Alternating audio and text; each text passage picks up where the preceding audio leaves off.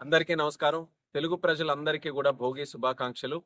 ఈ యొక్క భోగి సందర్భంగా ప్రతి ఒక్కరు ఇంటిలో, మనసుల్లో, కుటుంబాల్లో ఉన్నటువంటి చెడంతా కూడా భోగి మంటల్లో వేసి కొత్త ఆశలకు, కొత్త విషయాలకు, కొత్త జీవితానికి నాంది పలకాలని, ప్రతి ఒక్కరి ఇంటిలో కూడా వెలుగులు నిండాలని మరొకసారి మీ అందరికీ కూడా ఈ యొక్క భోగి సందర్భంగా ప్రత్యేకమైన శుభాకాంక్షలు తెలియజేసుకుంటున్నాను.